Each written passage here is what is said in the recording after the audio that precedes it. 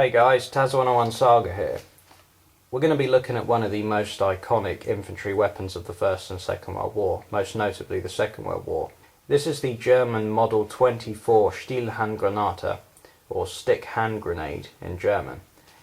Saw extensive service from 1915 to 1945, and it was used by a number of countries: Germany, the Austro-Hungarian Empire, China, Indonesia, Malaysia, and the Soviet Union, which made use of captured ones on the Eastern Front during World War II. So it had a number of users, and the list goes on, but those are the main countries. These grenades first came out around 1915 to 1916, although they were not an immediate success. The originals had a problem because of the way that the pull cord was designed. It didn't have this screw end cap, which the later models did.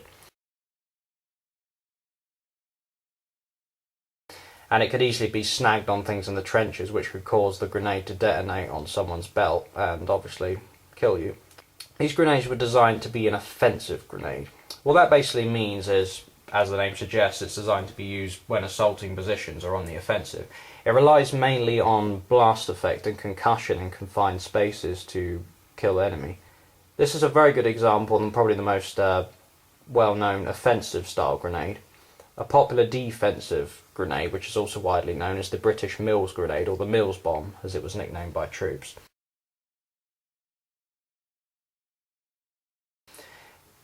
The M24 grenade is a much safer grenade to use in an offensive role. The Mills grenades, particularly the ones in the First World War, actually had a very long fuse. It was around 7 or 8 seconds, somewhere around there, so they changed that because there was too much time for the Germans to actually throw it back at the British troops, and that was one of the problems which they did have in some instances, so they reduced the fuse to a much shorter time. The trouble with the defensive grenade is if you're using it in an offensive with a long fuse like that, someone throws it back at you, could wipe out a whole bunch of you, and that's why defensive grenades are so effective in that role. But it's much safer to use an offensive grenade in the offensive role, as these grenades rely solely on blast effect instead of fragmentation. Although there were some complaints by troops that when they were used in the defensive role, which they had to be in some instances, that the blast radius was not very effective. Although it was generally stated it was around 14 yards kill radius for this grenade, but sometimes it was a lot less, depending on what sort of terrain the troops were on. Because it relies on concussion and pure blast to kill, the actual fragmentation from this grenade is not as effective as a defensive grenade. So what the Germans tried to do to partially solve that problem in 1942, a fragmentation sleeve. It basically just slides over the head of the grenade, and it's designed to increase the thickness of the explosive shell, so you get more fragmentation within the stated blast radius. It worked quite well, though it was not issued en masse, but the instances it were used, it greatly increased the fragmentation effect. For safety reasons, these grenades were not transported with their fuses installed.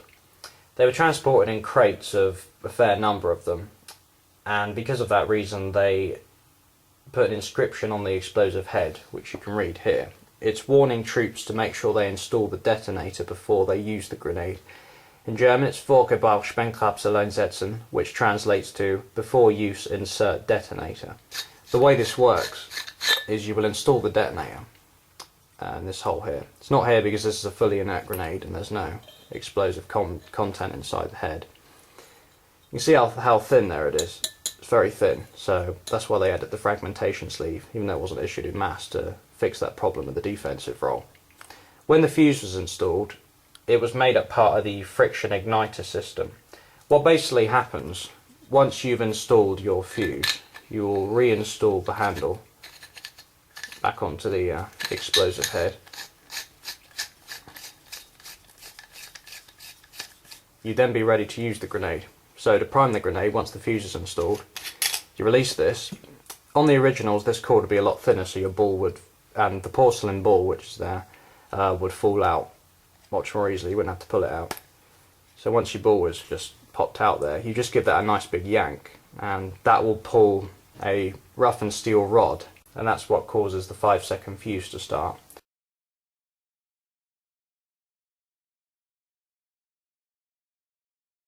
Once you pull that, you want to get rid of the thing real quick. Now you could actually rig these things up as booby traps, which the Germans like to do quite often. They would just remove the delay fuse. As soon as the cord was pulled, they could attach a string to it, or they could hide a couple in rubble or remains and have a string. So if someone trips the string, it pulls the cord of the grenade, and then the thing goes up and kills anyone next to it. They were used as booby traps quite often in that role, and they were actually quite effective at that, because they could set a whole bunch of them, or just 2 of them, in a small area. Because of its long stick wooden handle nature, that gave somewhat of leverage to the user, whoever was throwing it, could get it a much further distance than a conventional pineapple-style shaped grenade. The Stielhandgranate during tests could actually be thrown anywhere from 27 to 37 metres with a good throw, whereas something like a British Mills grenade, which is not as aerodynamic, isn't going to travel as far.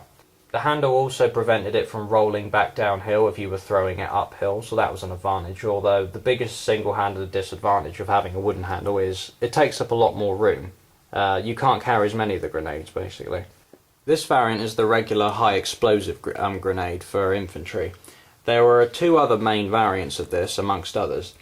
The most common other variant you'd find was the smoke version. These are easily identifiable by a white band around the handle and a grooved hand grip on the later models. This was so they could be ID'd in the dark.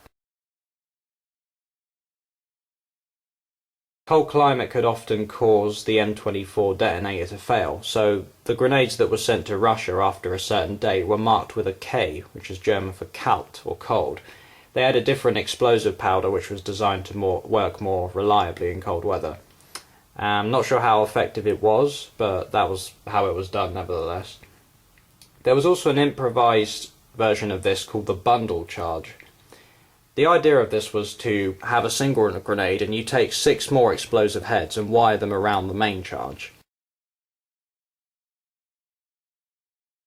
It was effective against fortifications and pillboxes. It was also useful if you get on a tank and drop it down the hatch. It would probably kill everyone inside. The concussion inside a tank would be devastating from 7 of these going off simultaneously. They were not as effective against the tank's armour as a magnetic shape charge like the HHL-3, which was actually designed as a hollow charge to penetrate a tank's armour.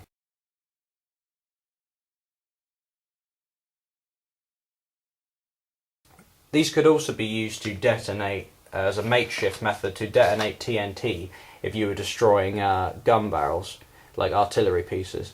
During the Normandy invasion, when Brecourt Manor was taken, they were disabling a whole bunch of German flak 88mm guns, the US Airborne, and what they did, they didn't have a way to set off their TNT, so they shoved the TNT down the barrel of the 88 and threw one of these grenades in and pulled the cord just as after they slung it down, and used that to detonate the TNTs.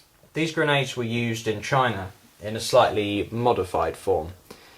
They were also produced in China domestically.